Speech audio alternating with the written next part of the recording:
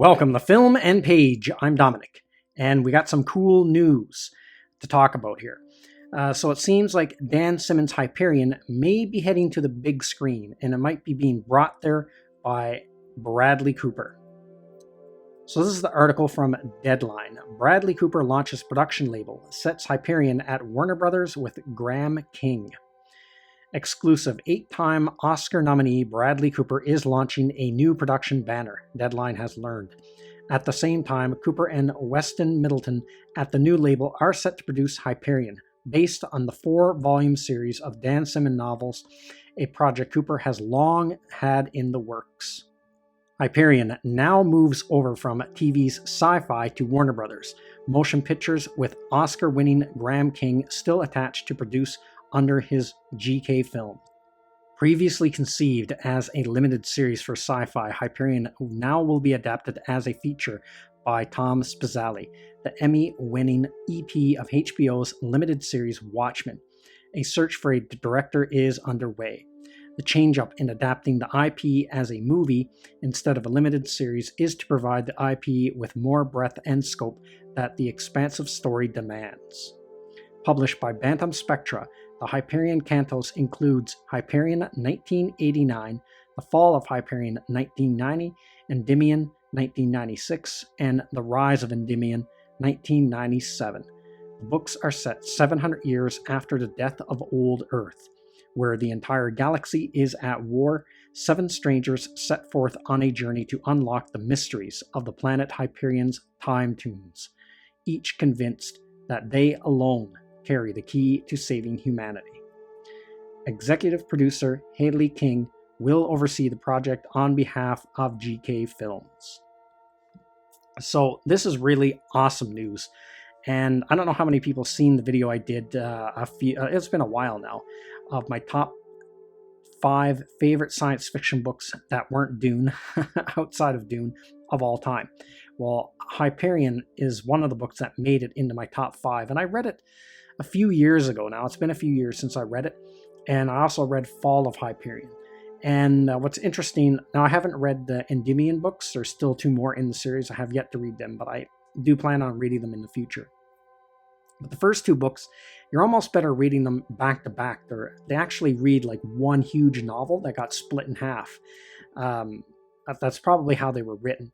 But because the first book is very good, but it ends with a kind of a cliffhanger that gets resolved in the next book. And when you read them both together, it's like one complete story. And to me, it has like a pretty good ending that you don't really need to go on with the other books. Now, I haven't read the other books, so I can't say that for certain, but the first 2 books just felt like a complete story to me when I read them. And when the new Dune came out, I've been covering a lot about the Dune film, and it's in theaters. Now the part 2 has been greenlit, which is really exciting news. I was thinking about other books they could adapt, other really good science fiction novels that could be put on the big screen. And this is one that always came to mind, was Hyperion, because it's such a crazy story. It's such a really out there story. The whole idea of these time tunes and how they slowly move back in time, and all these people and this group of people going on this pilgrimage, and you have some really interesting characters in amongst that group. On top of that, the Shrike is a really awesome sci-fi monster or creature or whatever entity. Why it does what it does is a complete mystery, and that's what makes it so engaging. And it's a really good story. Now, whether how well it would translate on the big screen is a different story, I guess, and how well audiences would take to that. Because that's kind of the thing. Dune made money, but it didn't make huge money. Now, I don't know how much that has to do with the situation we're still in and all that, but the movies that make the really big money are the ones that are like super commercialized. Now, this is not a knock against the MCU. I do like MCU movies. I do like superhero movies and all that. But at the same time, they are they do have a formula. They got that blockbuster formula.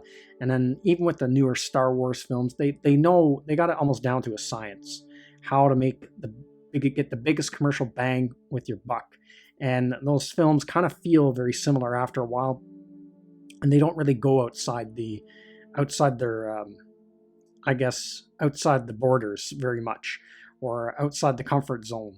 Like, they don't take big chances with those movies. But it would be nice to see some really good science fiction movies in the years to come. We have Dune, but it would be nice to see Hyperion, and we have The Foundation on TV, and there's so many other movies that could be made out of a lot of science fiction novels that are out there. It's just such a huge thing. It's such a resource for movies. Because the way it is now, studios don't want to take a chance on anything original like they used to do. So you don't get any of these crazy films like you did back in the 80s and 90s and stuff. But they will take a chance on something that has proven itself in another medium. So Dan Simmons' book is, a really good seller, and has won, like, as you can see on the cover there, the Hugo Award and all that, and it's pretty popular in sci-fi circles. So they probably would be more willing to take a chance on something like that. And that would be a nice, just something to mix it up from all the slew of superhero movies that we get. And it seems like science fiction on TV and movies and stuff now is so dominated by Star Wars and Star Trek. That's all people talk about a lot, is Star Wars and Star Trek. And, to me, right now, all the modern Trek, I'm not watching any of it. I'm not into any of it. Like, as far as Star Trek goes, it's almost like it's dead to me now. And Star Wars, it's not totally dead to me yet, but it's like it's on life support, because the Disney sequel trilogy I just thought was a failure. I'm not a fan of it, but I did like The Mandalorian, and that new Boba Fett show looks like it might be pretty good. I watched a trailer to that last night. So, there's still, there's so much of that. It's like there's so many Star Wars TV shows now, and cartoons and books, and movies. So, and then you have Star Trek on top of that with all they're just churning out Star Trek shows like crazy. Ever since Discovery started, now there's Discovery, there's Strange New Worlds coming out, there's Star Trek Picard, there's 2 animated series, Lower Decks, and now Prodigy is coming out. It's almost like they're saturating television and the big screen now. Star Trek hasn't had a big screen movie since Star Trek Beyond, but there is one in the works, and there will be one out at some point. But it would be nice to see some other stuff to kind of break up that monotony. So I'm glad we have shows like The Foundation and The Expanse, and stuff like that. Just some kind of an alternative. And I'd like to see more of it on the big screen as well. So that's everything I got to say in this video. Let me know what you think in the comments section, and I will see you at the next one.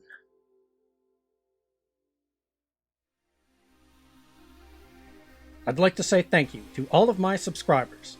I appreciate you all in helping this channel grow. If you're new to the channel, don't forget to like, share, and subscribe. Also, don't forget to hit the bell icon so you'll be notified when new videos are uploaded.